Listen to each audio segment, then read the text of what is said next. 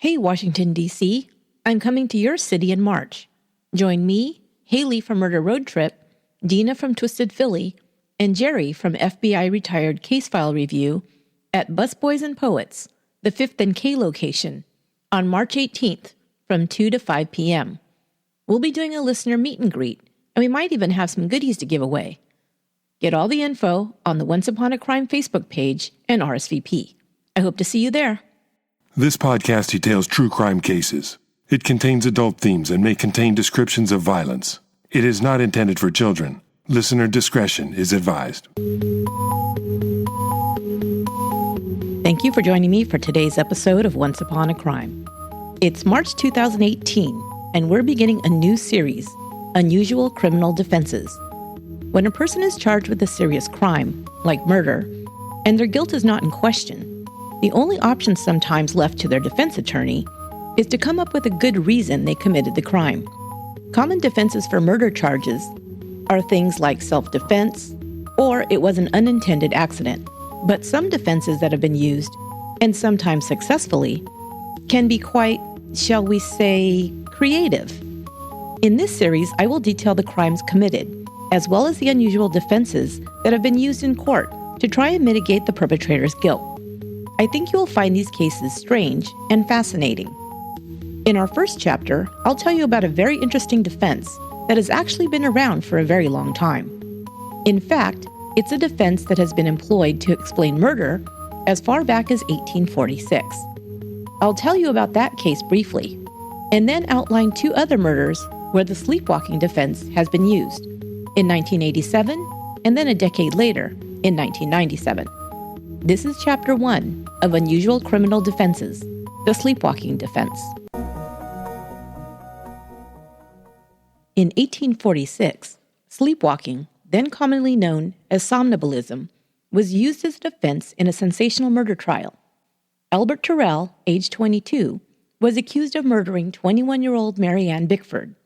Bickford was found clad in her nightgown in a house of ill repute located in Boston's Beacon Hill neighborhood. Her throat had been slashed, and she was nearly decapitated. A fire had been set to the room, in the very bed where she was found. Her body bore burn marks from the blaze as well. A bloody razor was found near the bed, as well as a man's bloody vest. Bickford was known to be the mistress of Albert Tirrell. He had been seen with her earlier that evening, but at the time of her discovery, he was missing. Tirrell had left the city of Boston and traveled to the town of Weymouth, some 30 minutes to the south, where he had family. By this time, he knew the police were looking for him, and he hid out with his relatives who provided him with funds to flee north to Canada. He planned to sail to England, but when the voyage was scrapped due to bad weather, he decided to take a boat to New Orleans instead. Over a month after the murder, Tirrell was finally intercepted by police in Louisiana. Albert Tirrell was wealthy, and so was able to hire a skilled defense attorney. Tirrell had already been brought before the courts a year earlier on adultery charges for his relationship with young Mary Bickford. Tirrell was a married father of 2. Mary Bickford was also married. She'd wed at the age of 16, and after her baby died soon after its birth, she left for a short trip from her home in Bangor, Maine, to Boston with friends who were trying to cheer her up. Mary got a taste of the big city and told her husband she did not want to return to Maine. She worked in the city's brothels until meeting Tirrell, who began a relationship with her. They often traveled together and presented themselves as man and wife, even though many people knew the true situation. He was a cheating husband, and Mary was his mistress. Many also knew that Tirrell and Bickford had a volatile relationship. Mary confided to friends that she enjoyed the fighting because, quote, they had just a good time making up.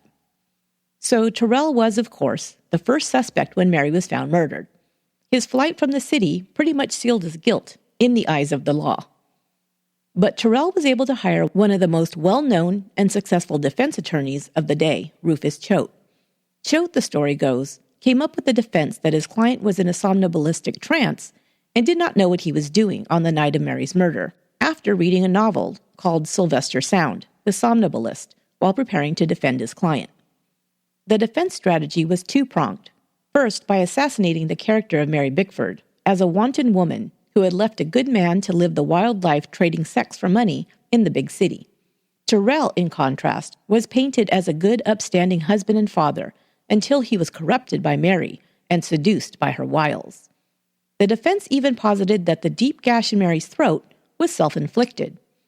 Tirrell's counsel said that suicide was, quote, almost the natural death of persons of her character. But the icing on this disgusting cake was the claim that if Tirrell had murdered Mary, he did it unconsciously. His family was called to the stand to testify about his history of sleepwalking. Remember, this is the family that hid him from the cops and gave him money to flee the country.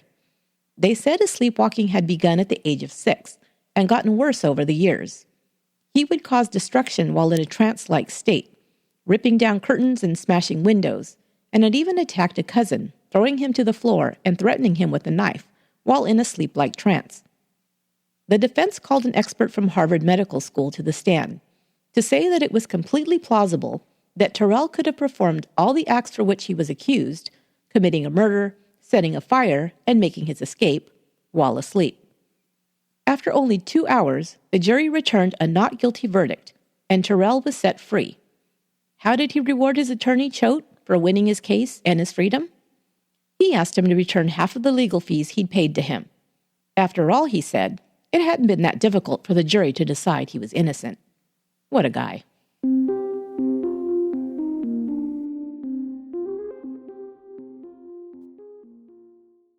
You might think, okay, maybe that crazy defense worked in 1846, but we're much more savvy today. That couldn't possibly work now. Well, we'll fast forward 120 years later to find out. Kenneth Parks was a 23-year-old electric company employee in 1987. He had a wife, Karen, and a 5-month-old daughter. They lived in Pickering, Ontario, Canada. May 24th, 1987 was a Sunday. The next day was Victoria Day, a holiday, so the family was enjoying a long weekend. The next day, they had plans to go to Karen's parents for a barbecue, or cookout as it's called in other regions. Kenneth had also promised to fix his in-laws' furnace. Kenneth and his in-laws had a close relationship. When he'd first met his wife Karen, she'd been a teenage runaway. It was Kenneth who convinced the girl to return home and work out things with her parents. She did so, and she and Kenneth eventually married. Karen's parents, Barbara Ann and Dennis, had always been grateful to him for convincing their daughter to come home. They considered him like their own son, and Barbara Ann even called her 6-foot, 5-inch, 280-pound son-in-law her gentle giant. Kenneth Parks had been battling insomnia. Several hours after falling asleep on the night of May 24th, Parks rose, grabbed his keys, got into his car, and drove 23 kilometers, or approximately 14 miles, to Scarborough, where his in-laws lived. Once he arrived at their townhouse, he took out the key to their home that he'd been given. He entered through the garage, picking up a tire iron on the way, although some accounts say that the tire iron was taken from the trunk of his own car. It was the early morning hours, and once inside, he proceeded to Barbara Ann and Dennis's bedroom, where they were asleep. He hit his mother-in-law over the head with the tire iron, and then strangled his father-in-law until he was unconscious. He then began stabbing them both with the kitchen knife. From where he produced the knife is not explained in the records. Barbara Ann received 6 stab wounds through her chest, 1 in her shoulder, and 1 fatal stab wound to the heart. She was found dead in another room, several feet away from her own bedroom. Dennis was also severely wounded, but would survive. The Woods' 2 teenage daughters were asleep upstairs. They heard Parks outside their door, but he didn't say anything. They would later report that they only heard an animal-like grunting sound. They heard the strange sound a second time before hearing the footsteps recede and head down the stairs. At 4:45 a.m., Parks arrived at the police station. He was covered in blood. He walked in and reported, rambling, I just killed someone with my bare hands. Oh my God. I just killed someone. I've just killed 2 people. My God. I've just killed 2 people with my hands. My God. I've just killed 2 people. My hands. I just killed 2 people. I killed them. I just killed 2 people. I've just killed my mother and father-in-law. I stabbed and beat them to death. It's all my fault. The police officers noted that he seemed very distressed and was shaking. As well, he had cuts to his hands. He had cut the tendons across both sets of fingers on the inside of his hands and was bleeding profusely. However, he did not seem to be in any pain and didn't even seem to notice his injuries.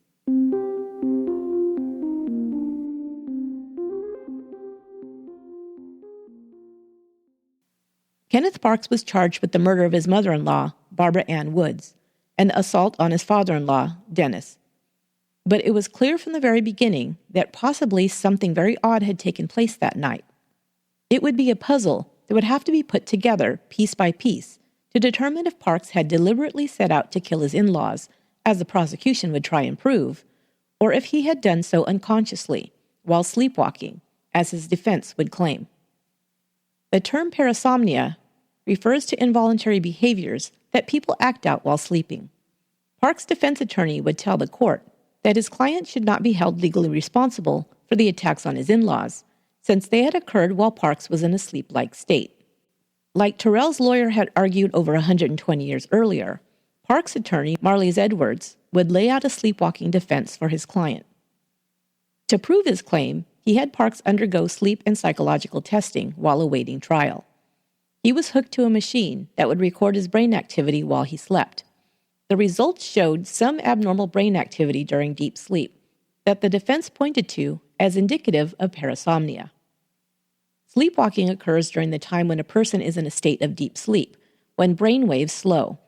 Due to this slowing of brain waves, we are not conscious of stimuli from our surroundings.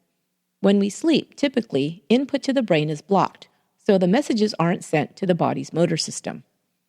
However, in parasomnia, this blocking does not occur, so the brain gives commands to the muscles while still in a state of deep sleep. This is how a person can sleepwalk without being conscious that they are doing so. Sleepwalkers do have their eyes open and can see what is around them, but not consciously. It is a strange phenomenon of both being awake and asleep at the same time. But while a sleepwalker can process both visual and auditory stimuli, the brain signals are not as strong. So a person can only perform actions they are very familiar with, such as navigating their own home, performing tasks they do frequently, etc. When they are in unfamiliar surroundings, they may bump into walls, trip over objects, or walk into closets, or otherwise become confused. The prosecution tried to show that it would be highly unlikely that Parks could have performed such a series of complex behaviors if he was indeed asleep. For one thing, the act of getting into his car and driving several miles to his in-laws' house would be a highly difficult task to complete. The defense, however, would point out that Parks was very familiar with the drive to his in-laws, having completed it hundreds of times. To counter this, the prosecution presented evidence that Parks had not been to the Woods house in over 2 months. Would he still be able to drive there automatically if he was in a sleep state? They asked the jury. They believed it was unlikely. Parks' attorney also stressed that he'd had plans to go to his in-laws' home the next day, and in a sleep state may have thought he was on his way there for the barbecue. The plans he had to work on his in-laws' furnace had also been on his mind, they told the court. He'd been talking about it with his wife earlier in the day, before the attack. They also pointed out that when he left his house, he left both the garage door and the front door wide open. Not something you do if you are fully awake and conscious of your actions, they pointed out. Parks' attorney also explained his family history of sleepwalking and parasomnia for the jury. Parks' mother testified that her son had been a sleepwalker all of his life. When he was a child, she'd found him trying to go out of a window, and they lived on the 6th floor. She'd stopped him before he fell. Parks' grandfather also had a history of sleepwalking. He'd cook entire meals while asleep, although he never ate them. However, Parks' wife said she had never observed him sleepwalking, but he did talk in his sleep, and it was difficult to wake him, she admitted. The defense also explained that Parks had been severely sleep-deprived due to his insomnia. As a matter of fact, they said, he'd slept very little in the 48 hours prior to the murder. But this point played into the prosecution's case as well. Kenneth Parks' life wasn't as rosy as things looked to outsiders they'd uncovered, and they theorized that the murder was in response to Kenneth Parks' life spinning out of control.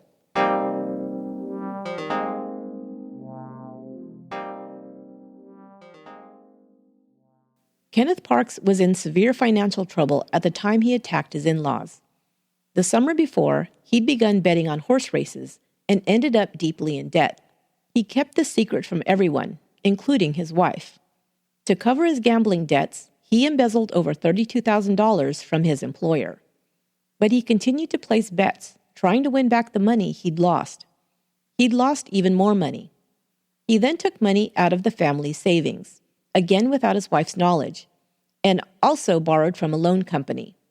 He kept betting and losing all the money he had. It wasn't until his employer discovered the theft and fired him in March that his wife became aware of the dire financial straits they were in. Not only was their savings gone, but the now unemployed Parks was ordered to pay restitution to his employer. He was arrested and charged with fraud, but was out on bail at the time of the murder. He and Karen fought about his gambling addiction, and she gave him an ultimatum. He either began attending Gamblers Anonymous to get his addiction under control and stop placing bets, or she would divorce him. He had been sleeping on the couch in the weeks prior to May 24th. But that night, Karen had told him he could come back to sleep in his own bed. They had planned to use the barbecue at Karen's parents' the next day for Kenneth to come clean to his in-laws about his gambling, his job loss, and his legal problems. Parks declined to sleep in the bedroom, saying he would rather continue to sleep on the couch until he'd gotten help to quit gambling. And also, he wasn't tired, he told her. So Karen went to bed while Kenneth stayed in the living room. This, the prosecution theorized, was the reason Parks went to his in-laws' home and attacked them. He would rather have his in-laws dead than face the shame of what they would think of him when they found out about his gambling and theft charges. They'd always seen him as the ideal husband and son-in-law, and he couldn't bear the shame. He used his family history of sleepwalking to try and explain away his actions. And there were other problems with his story, the prosecution told the court. They didn't believe his account that he continued to be asleep through the entire violent struggle with his in-laws. The scene made it clear that the Woods had fought for their lives. The mattress was askew, the headboard tipped forward, and Barbara Ann was found in a completely different room, having apparently fled, trying to save herself. It was hard to imagine that with all that struggle and the Woods screaming as they fought off their attacker, Parks would not have woken up. Most violent acts during sleepwalking are attributed to a startle reflex. Something or someone comes upon the sleeping individual, and startled, they lash out. But the attack on the Woods was something completely different. Parks had brought a tire iron into the house and set out to attack a sleeping couple. There was no startle reflex to blame. He also had to navigate 23 kilometers of roads, traffic lights, and intersections to get to the Woods townhouse. Even without traffic, it would take him approximately 15 minutes to drive there from his home. How did he not wake up in all that time, they asked. The defense claimed that Parks was experiencing dissociative analgesia, which is why he did not feel the painful cuts on his hands. Simply put, in this state, signals from the unconscious mind are blocked from the body. The prosecution countered that Parks' non-response to pain could be explained by other causes, such as being in shock or under great distress, something you certainly might experience if you knew you just murdered your in-laws, they explained. At trial, Parks would say that he fell asleep on the couch after midnight and didn't remember anything until he found himself in the police station covered in blood. But he would also say that he'd remembered, as if in a fog, the sad face of his mother-in-law, Barbara Ann. He said he remembered her looking at him. Her eyes and mouth were both open. He also remembered the girls yelling upstairs and going up to calm them down. He remembered saying to them, "Kids, kids, kids." But as I explained earlier, they reported hearing only grunting sounds coming from Parks, no words. In a 2012 article in Psychology Today titled "Sleep Driving and Sleep Killing" by Dr. Berit Brogaard and Kristian Marlow, they write, "This is very odd. If Kenneth had really been sleepwalking at the time at which the kids were yelling, he would not have been able to recall the moment so clearly afterwards. If, on the other hand, he was awake at the time, then he wouldn't have made the grunting noises. He would have yelled just as he remembered he did." So Parks may have been in a state that was partially conscious and partially unconscious. Perhaps in this state, he had an idea to hurt his in-laws and acted upon it, but would not or could not have done so if he'd been fully conscious. I kind of think of it like when you're angry at someone, and in your dreams you play out a scenario where you hurt them in some way, maybe even physically. But you know that you would never do that in real life. You just wouldn't be capable of it. The defense wrapped up their case by stating that what happened that night was a perfect storm of stress that caused Parks to unconsciously attack the Woods. He had emotional conflicts from his life, including losing his father at a young age. After his parents' divorce, when he was 5 years old, he had no further contact with his father until he was an adult. And at the age of 16, his mother moved away, leaving him with his grandparents. He was also under financial and marital stress due to his gambling. The gambling itself, his attorneys would claim, was an indication of his problems with impulse control, something that may have played out in his unconscious state.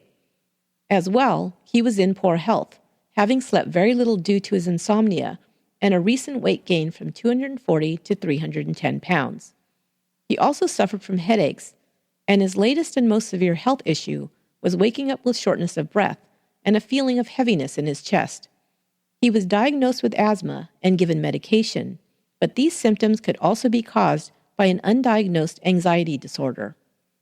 Finally, they pointed to his confused state when he'd arrived at the police station, as well as the dissociative analgesia regarding the serious wounds on his hands. They felt this was their strongest evidence that Kenneth Parks was in a sleepwalking state and could not have consciously planned to murder his in-laws. And he had no reason to do so, they said. He had a close and loving relationship with Barbara Ann and Dennis Woods. The jury agreed. He was acquitted of the murder and the assault on his father-in-law. They agreed that it was a series of factors that caused his actions and believed these specific factors could not occur again. He also didn't fit the category of legally insane, so incarceration in a psychiatric facility also wasn't required. He walked out of court a free man. However, he still had to answer for the embezzlement from his employer. He pled guilty to fraud charges and received a 3-month suspended sentence. He sold his house in order to make restitution to his employer. Kenneth Parks was treated for his sleep disorder and never had another occurrence of sleepwalking. His wife Karen remained behind him throughout his trial. She believed that her mother's death was a tragic accident. The Parks remained married and had 6 children together. They would eventually divorce when, reportedly, Kenneth Parks began gambling again. In Canada, the government is allowed to appeal the not guilty decision, which they did, and in 1992, the Canadian Supreme Court upheld Parks' acquittal. In 2006, Ken Parks ran for trustee of the Durham School Board. He had remained a controversial figure, with many still believing he should have been found guilty of the second-degree murder of Barbara Ann Woods. Citizens in Durham criticized him for running for a government position with a murder charge and a fraud conviction in his past. My first concern would be a lack of ethics and a lack of professionalism on somebody who is representing our school board, Professor Anne Lesage told the Toronto City News.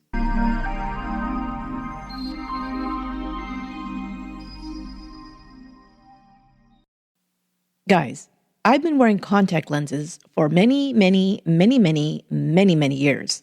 I've tried every type of service out there to order my contact lenses, from department store opticians to big box discount store eye testing services to my healthcare provider's optical department. Some experiences have been better than others, and some have been kind of a hassle. One thing that never changes, though, is the time and money you have to put out to get an annual eye exam and renew your prescription. That's why I'm so excited about our new sponsor, Simple Contacts. Simple Contacts is a convenient way to renew your contact lens prescription and reorder your brand of contacts from anywhere in minutes. It's vision care simplified. Simple Contacts brings the eye doctor to you. You can take an eye test from the convenience of your home or office in under 5 minutes. Then a real doctor reviews your test and writes you a new prescription. I tried out their service, and it was fast and easy. You just open up the app on your phone or tablet and take the super simple eye test. One test I can finally pass. Ha ha. Then I just scanned the box of my current lens's barcode, and the app found my brand, prescription, and all the details it needed to begin processing my order. That fast. I didn't have to drive across town, sit in a waiting room, take an arduous eye test, wait for my prescription, then drive across town again to pick up my lenses. Time is everything to me, and this sure helped free up more of it to get back to producing this podcast. As well, Simple Contacts offers every brand of lenses, and the prices are unbeatable. But my listeners also get $30 off their first Simple Contacts order with the code ONCEUPON. To save $30 on your lenses, just go to simplecontacts.com/onceupon or enter the code ONCEUPON at checkout. Again, that's simplecontacts.com/onceupon or just enter the offer code ONCEUPON at checkout. And remember, when you support our sponsors, you support this podcast. Thanks.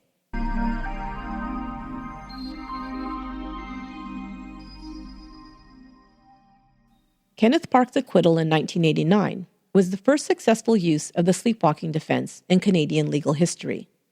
Some believed it was this case that spurred another man, 10 years later, to use this defense to explain the brutal killing of his wife. But others would say Scott Falater had no motivation to kill his wife of 21 years. You can decide for yourself. Scott Falater was 41 years old in 1997. He and his wife Jarmila had been high school sweethearts and married in 1976. They had 2 children, a daughter and a son, now both teenagers. Scott worked as a products engineer for Motorola, and Jarmila was a preschool teacher's aide. Scott was also a devout Mormon and very active in his church. The family lived in Phoenix, Arizona. On the night of January 16, 1997, Scott and Jarmila's next-door neighbor, Greg Coons, and his girlfriend, Stephanie Reedhead, heard some loud noises coming from their neighbor's backyard around 10 p.m. When Coons opened his back door, he heard screaming coming from over the fence and peered over to investigate. He saw movement. Someone had moved towards the back door and entered the house. He then saw Jarmila Falater lying on the ground a few feet from the swimming pool. He saw her roll over onto her back. She was moving her arms and legs. After a moment, she lay still. A light came on inside the house, and Coons could see Scott Falater in an upstairs window changing his shirt. He then saw him return downstairs and approach the back sliding glass door. The Falater's dog was barking, and Scott stopped to quiet the dog before going outside. Coons then saw his neighbor stand over his wife's body for a minute or two. Falater then went back inside the house. A few minutes later, he saw Scott come back out, emerging from the side of the garage. He was wearing gloves. He saw him drag his wife's body to the pool and push her in. He then saw Scott hold Jarmila's head underwater. He ran inside to call 911. When police arrived, Coons directed them to the backyard. They found Jarmila's body floating face down in the backyard swimming pool. They pulled her from the pool, but she was already dead. The officers saw a man dressed in a white t-shirt and pajama pants inside the house. They entered through the unlocked back sliding door, guns drawn. They told him to get on the ground, and then they handcuffed him. He asked what was going on. He seemed out of breath and shaky. They noticed bloodstains on his arm and behind his right ear as they cuffed him. Outside, police found a flashlight still on and pointed towards a pool pump. There was a large amount of blood on the ground near the pump. Inside the house, they found blood smeared on the stairs that led to the second floor. They also found a blood-stained pebble in the master bedroom. It was the same type of decorative rock they found near the pool. Scott Falater was arrested and taken to the police station for questioning. He said that his wife was watching the show ER on television in the living room when he'd gone up to bed around 10 p.m. The children had gone to bed about an hour earlier, he said. He didn't recall anything else until he heard the dog barking and the police bursting through the back door. Jarmila had been stabbed 44 times with a hunting knife. There were 6 wounds to her back, 5 in her neck, 3 in her abdomen, 10 in her chest, 6 in the front of the neck, 2 near the left ear, and 12 defensive wounds to her hands. At least 4 wounds had been fatal, 3 to the lungs and 1 to her heart. Water was also found in her lungs, meaning she'd still been alive, if not conscious, when her husband held her head underwater. Detectives told Falater that they knew he had murdered his wife. His neighbor had witnessed him drowning her. Falater seemed confused and very distressed when he heard his wife was dead. He said he had absolutely no recollection of harming his wife. They had a good marriage, he said, and there was no reason he'd want to kill her. She was the only woman he'd ever dated or loved, he told them. He called her Yarm. Friends and family backed up his claims. Scott and Yarmilla were not known to fight and had a peaceful marriage. There was no reports of domestic violence, or even any type of violence at all in Scott's history. By all accounts, he was a mild-mannered family man and churchgoer. As a matter of fact, the only point of contention in their marriage seemed to be that Yarmilla, who was not as actively involved in the family's religious life, reported her frustration that Scott spent so much time at church and church activities. Around the same time they got engaged, Scott had met a couple of Mormon missionaries and decided soon after to convert to the Church of Latter-day Saints. Yarmilla had been raised Catholic, and she wasn't very keen on the idea. Scott would admit that she'd even threatened to break off their engagement, but they'd been able to work things out. They were married, and Yarmilla accepted the fact that her husband wanted to follow the Mormon faith, but she herself did not want to be involved. She would make herself scarce when his Mormon friends came over, he said. Scott was disappointed, but hoped she would change her mind eventually. Scott said that he'd been led to the Mormon Church, in large part because of their commitment to strong family values. He had been raised in a Catholic home, but his parents fought violently, and their home was far from peaceful. As the oldest of 5 children, his mother would say that the fighting bothered Scott the most. It was after a few years of marriage that Yarmilla began to join Scott in attending church and learning about their adopted faith. Now with children to raise, she saw the value in following the church's teachings. She also liked how committed the Mormon men she knew, including her husband, were to their wives and families. Yarmilla took religion classes and was baptized into the faith. His life was good, and he loved Yarmilla, he told investigators. He couldn't believe he had killed his wife, but the evidence was irrefutable. If he had done it, he explained, he had no memory of it. Scott's mother, Lois Wilczek, had been present when his attorney, Mike Keimerer, questioned Scott's neighbor as to what he saw the night of Yarmilla's murder. Lois had traveled to Phoenix to care for her grandchildren and also to try and figure out what had happened. Lois heard Coons tell Keimerer that her son's movements had been slow and deliberate, and that at one point Scott turned in his direction as he watched him over the fence. He looked directly at him, Coons said, but didn't seem to register his presence. It was at this time that Scott's mother thought she might know what had happened. She told Keimerer about Scott's history of sleepwalking during his youth. His sister would confirm this, sharing an incident that had occurred when Scott was a teen. She'd startled him while he was sleepwalking, and he'd thrown her across the room. He didn't seem to recognize her at all, and had a very scary look on his face, as she recalled. Scott would also describe times during his marriage when he would wake up and find himself on the floor, or downstairs sleeping in the living room, but couldn't remember how he'd gotten there. Now, it seems, the sleepwalking defense took shape.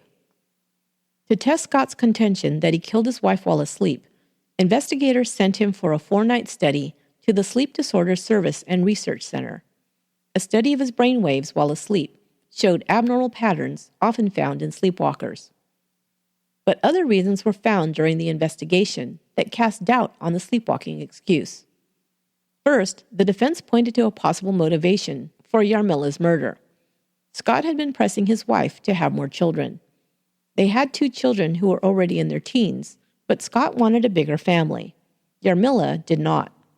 It may have been for this reason, coupled with her tiring of Scott's time spent on church activities, that had prompted Yarmilla to tell friends that she was considering divorce.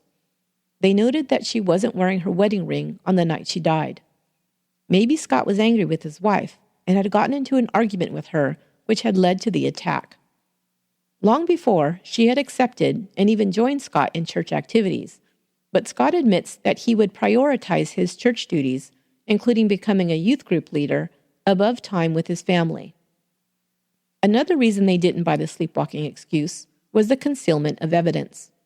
Between the time Scott threw his wife in the pool and the time the police arrived, Scott had taken the hunting knife used to stab Yarmilla and his bloody clothes, sealed them in a plastic container, and placed them in the trunk of his car. Interestingly, the clothes they found were not pajamas, but jeans, socks, and a t-shirt. He would have had to get up, change out of his pajamas, get dressed, go outside with a flashlight and a knife, kill his wife, take his bloody clothes off, and stash them in the car before changing back into the pajama pants and t-shirt he was wearing when arrested. Quite a bit of planning and maneuvering by someone who was supposed to be sleepwalking, they thought. Scott went on trial for first-degree murder. His attorney brought in experts to back up their sleepwalking defense. Psychologist Rosalind Cartwright believed that the defendant had indeed been sleepwalking when he'd murdered his wife. Falater stated that he had started working on a broken pool pump earlier that evening, but hadn't finished the job, and it was on his mind before he'd gone to bed. Cartwright said that with this in his subconscious mind, he had taken the knife that he was going to use to cut a plastic ring on the pool pump, and in a sleep state, walked outside to the pool. Jarmila had gone out after him to see what he was doing, and startled him, the psychologist theorized. This had precipitated the attack on her. The defense explained that Scott felt threatened when approached by his wife because the brain is not capable of facial recognition while in a sleepwalking state. He mistook her for an attacker and thought he was defending himself. They also provided testimony to show that Scott was sleep-deprived due to high stress at his job. He was heading a project that wasn't working out as expected. He felt the right thing to do would be to report to his boss that the project should be scrapped. However, he knew if he did so, it would mean a layoff, and many employees on his team would be let go.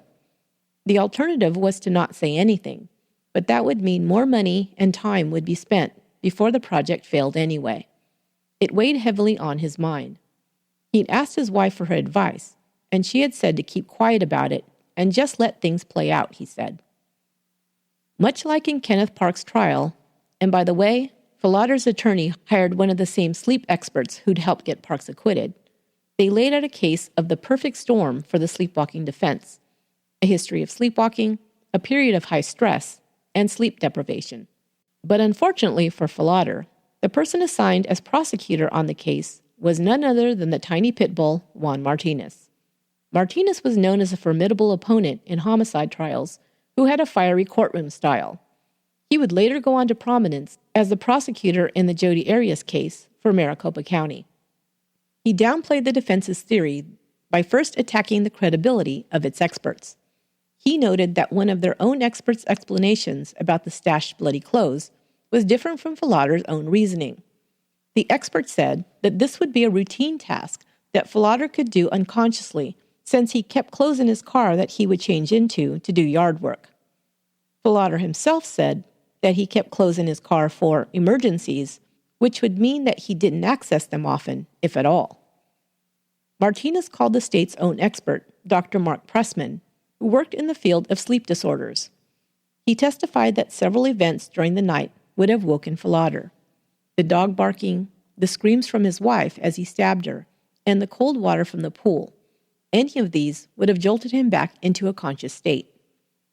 As for the dog, remember the neighbor said he witnessed Falater calming the dog before he went back outside. Dr. Pressman said that the defendant would have had to be conscious and not in a sleepwalking state in order to be aware of the dog's barking. As well, investigators testified that Scott had not only changed his clothes, but also bandaged a cut on his hand before they arrived. Again, he would have had to be consciously aware that he was injured in order to perform this task. Remember, in the Kenneth Parks case, he did not even seem aware of the severe injuries on his own hand. It was not possible, they believed, that Falater had remained asleep through all of these events. The state's expert also explained that the brain patterns found during the sleep study were not necessarily evidence of sleepwalking. The same patterns could be seen in individuals who experienced sleep apnea. The defense's theory of the case was that Falater lured his wife outside and then attacked her with a knife. He then went upstairs to change, saw his hand was bleeding, and bandaged it. The neighbor reported seeing him standing over his wife's body before he pushed her into the pool. They theorized that he saw she was still breathing and then finished killing her by holding her head under water until she drowned. They believed he planned to make it look like she had been attacked by a stranger, and she would be found dead outside the following morning, probably by their children. He had gone upstairs to bed, but he knew the jig was up when the police came bursting through the door soon afterwards. His plan B was to pretend he'd been sleepwalking, the defense explained. perhaps hearing about the Parks case in Canada and how he had been acquitted. Falater himself took the stand in his own defense. He said, "I assume I must have gone crazy. Something in my head had broken." But the jury didn't buy it. They found him guilty of first-degree murder after deliberating for just 8 hours. He was sentenced to life in prison with no possibility for parole. The judge decided against sentencing Falater to death, citing his lack of history of violence. Both his son and daughter, aged 15 and 18, asked for his life to be spared in the sentencing phase. They continued to stay in contact with their father. Jarmila's mother also spoke in her son-in-law's behalf, saying that her grandchildren should have the opportunity to continue a relationship with their father.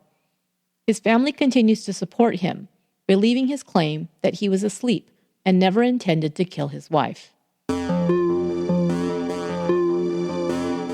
That will do it for this episode of Once Upon a Crime. I'll be back with another crazy defense case next week. I want to thank Stephen from the podcast Trace Evidence, who acted out the part of Kenneth Parks. Trace Evidence is a podcast that focuses on unsolved cases, from murders and missing persons to the unexplained. It's a really quality podcast, and I think you'll love it. Check it out. Look for it under Trace Evidence wherever you listen to podcasts. Thanks, Stephen. But before we end, I want to announce the winner of the Studio Sweden headphones. Thanks to everyone for entering the drawing. Studio Sweden makes premium headphones with studio-quality sound and a classic Scandinavian design. Today's winner will receive a pair of Studio Regent over-ear Bluetooth headphones, generously donated by Studio Sweden. And the winner is Amelia Anderson. Congratulations, Amelia. Look for an email this week and reply back with your mailing address, and we'll get those right out to you. You can check out all of Studio's wonderful Bluetooth headphones and earbuds at studio.com. And right now, you can use my offer code 15CRIME, that's the numbers 15 and the letters CRIME, to get 15% off your purchase. Once Upon a Crime is written, produced, and edited by me, Esther Ludlow. Our marketing social media assistant is Nancy Chen, and our administrative assistant is Lorena Garcia. Until next time, be good to one another.